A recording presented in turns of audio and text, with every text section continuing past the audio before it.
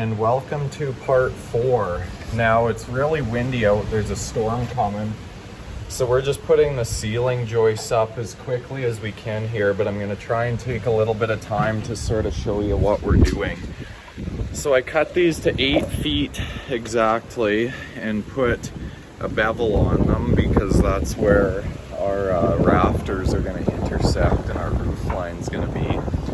So I'm just tacking these one side for now, and then I'll move over to that other side and plane the wall in, just so our walls are perfectly parallel, because with the ramp, the walls will bow out a little bit in the center, so I'll pull them in tight. So that's basically our ceiling joist. It'll sort of essentially create a truss for the roof system. But I kind of wanted to get these on before the storm, just to add a bit of rigidity to the building because the winds are pretty strong here. So our building weathered that windstorm not too bad. It's still pretty windy here today, but it's sheltered pretty good. So now, beginning with the roof, I'm going to cut rafters, and I'll show you how to do that. I just came a bit early this morning, and then Garrett will come later on and we'll set the ridge beam and set all the rafters, but I don't need any help cutting them, so I'm going to do that by myself right now. Alright, so what I do for the rafters is I've determined that the span will be 4 feet, like the run, and the rise will be 16 inches, so that's a 412 pitch. And then the rafter length will be 50 5/8. Mark that right there. Put my tape back in. And I have no idea where I put my GoPro, so just bear with me here.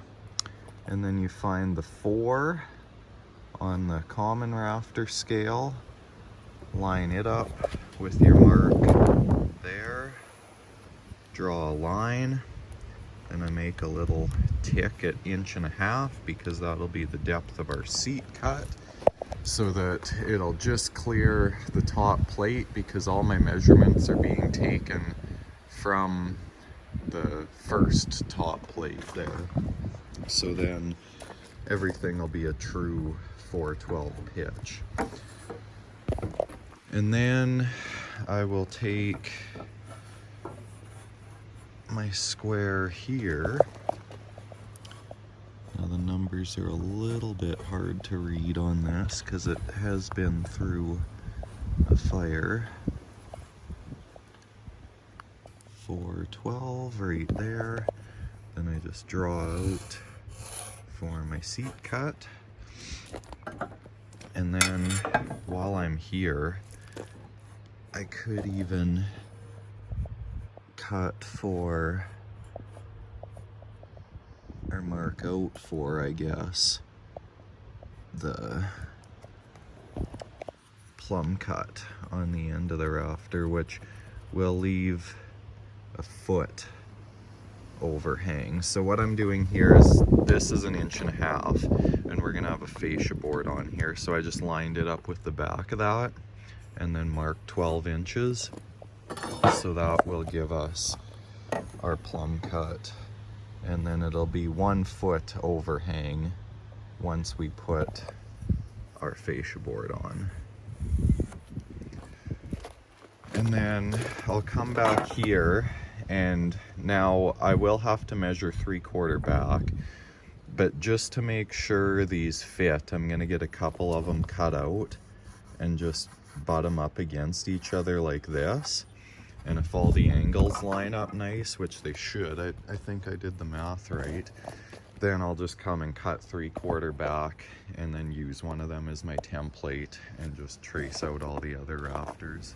Okay, so we got our ridge beam up, which was fairly simple. We just put those 2 rafters up and then slipped it in between and nailed it.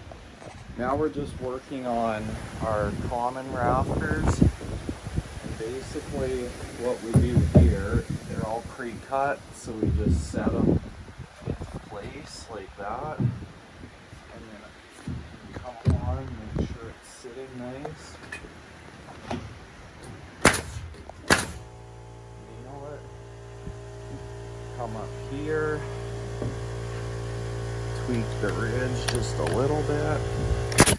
And then Garrett will grab the next one and we'll keep going on side to side so we don't push our ridge over.